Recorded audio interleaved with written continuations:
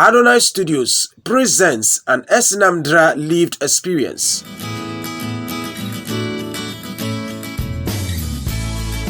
This is Esenam Drah, a 27-year-old Ghanaian diagnosed with bipolar affective disorder in 2015, a condition she describes as an invisible suitcase. Ever since I was diagnosed with a mental health condition, I've always viewed this as an invisible suitcase. At the time, people didn't know I had the condition until I opened up to them. So I was like, okay, then this thing is an invisible thing I live with, suitcase I live with. I move around with it, I go to church with it, I go to work with it, I study with it. It's something I go through life with every day. But people don't notice until I tell them about it, or maybe I relapse and I'm embarrassing myself in some way. Then people begin to ask or wonder, is she okay? Does she have a mental health condition? So that's why I just got the idea. I just had to create something to be able to live with this condition, even though it's chronic. Esenam, like many other persons with mental health conditions, had so much to deal with. It has been a struggle for me at the beginning, especially when I was newly diagnosed. So at the time when I was diagnosed, I didn't know anybody who also had a mental health condition. And at the time I was in my third year in university, it was very difficult and painful for me because I was looking at my friends who do not have to take medications to function. They don't go for therapy, they don't go for review appointments, they don't have to process a lot about certain things before taking certain actions. So it was painful for me. I felt like, why would God do this to me? I thought it was a death sentence and a curse because I'm just 21. I have a mental health condition. It's the end of my life. How would I be able to go through life? So I've had to live with it. And then the first time I would say my mental health condition got me into any kind of trouble was when I disclosed that I had a mental health condition to my former employer, who went to tell other members of management, and I was called and told that I was a threat, and what if I was violent or aggressive towards the children I was teaching. So it would be better if I don't come to work anymore. That's going to be my last day of work. So that was a heavy blow for me because I had been hearing about stigma and discrimination. I had been advocating against mental health stigma and discrimination, but I had never felt the sting of stigma before. I was very shocked that, like, in this 21st century, somebody will actually fire me for saying that I have a mental health condition. It was very hard to process, and I couldn't take any legal action at the time because it's a whole process, a whole procedure. It could take years. I didn't want anything to affect my mental health. I just wanted to put everything to rest and move on with my life.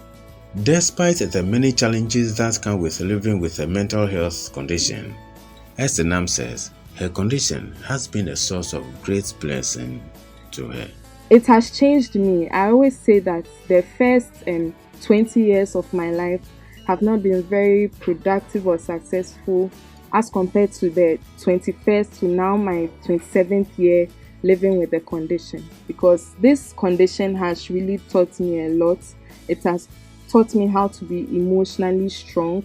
It has taught me how to do public speaking, because now I became a mental health advocate in my country. I've had to do speaking engagements on radio, TV. Welcome back, and this is Breakfast Live, the ENL segment. My name is Roslyn Felly. We are talking about mental health today. So Esenam Drah, she is the project coordinator of Mental Health Society of Ghana. She's actually, she also has bipolar, and she's sharing her experience with us. Well, Esenam, earlier you did say that you were not taking your medication, even though your parents were buying it. Why did you decide not to take it? Well, everybody has that period in their life when they are clinically diagnosed that they have a mental health condition. When they are in that, like, they just stay in some period of denial. Everybody's period varies. So mine can be 1 year, someone's own can be just a month, a week, years. Starting my YouTube channel where I share my lived experience.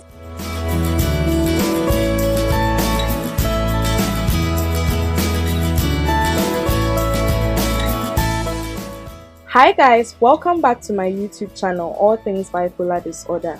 Today, I'll be discussing how to manage bipolar disorder as a student. I'll be sharing some experiences and tips. Stay tuned. So it has brought out a lot which I didn't know was even in me. I didn't know I could do some of these things in my country. I didn't know I could start my own YouTube channel and talk about something which is highly seen as superstitious, like mental health. For me, I think Esenam has been successful throughout 2015 till now. Madam Elizabeth O. Ampofo, clinical health psychologist speaking. Trying to let others know what mental illness is all about, sharing her lived experiences with others, and as a result of that, is helping her as an individual because she's living by example. She makes sure that whatever she tells the outside world, she's living them herself, she's practicing them. And so for me, it's having both impact on her as well as our society. People watch her and they are inspired, they are motivated, they are encouraged to come out and seek for help. So I think it's a great initiative. I think the advocacy work is one of the boldest decisions she has taken so far, because when I got to know about her condition, I realized how much she was stigmatized against on campus. Ellen Brefwe, graduate, University of Ghana, Sociology Department, speaking. And even then, she was fired from her job because of her condition.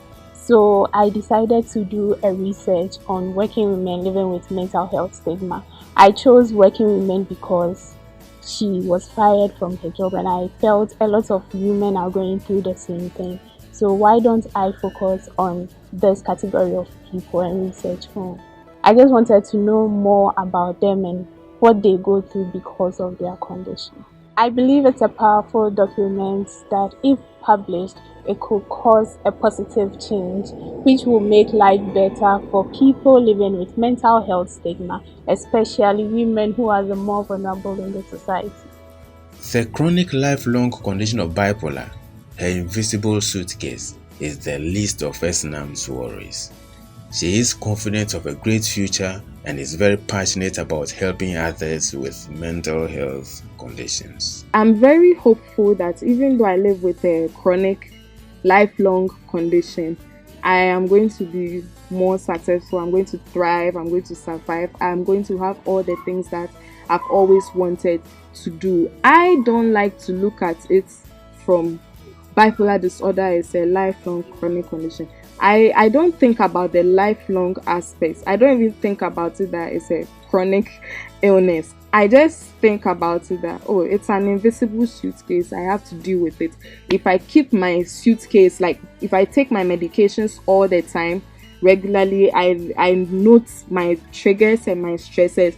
It's like oiling the tires of my suitcase so that when people are running in life, I can also run in my track with my suitcase and everything will go on smoothly. And my faith has played a huge role in this, my family, my friends, and I'm very optimistic that things are going to get better. I'm no longer seeing my condition as a death sentence or a limitation or something that makes life difficult or something that stops me from achieving my goals. I'm living my life like everybody else. Even when I'm taking my medication, I don't see it like, oh, I'm taking this medicine because I'm sick. It's like now a ritual. Like I just take it, I just move on. I try to live happy every day, knowing that definitely this thing is coming to an end. There are people who have had this condition and they have been taken off medication. So that's what I'm aiming for, that one day I'll be off this medication.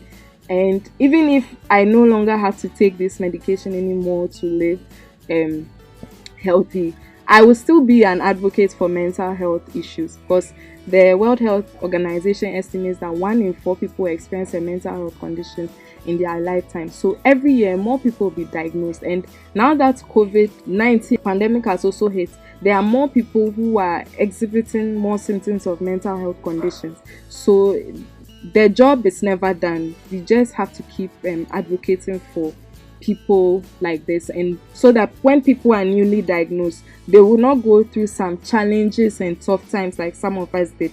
They are just transitioned easily. And also for friends and family around such people, they are fully prepared. That was the main reason why I started my channel, so that everyone is prepared, so that whether it happens to you or someone around you, you are prepared. You are not going to make the mistake of sending the person who is sick to a place where they'll be chained, terrorized, beaten, just because they have a mental health condition. They'll be treated with dignity.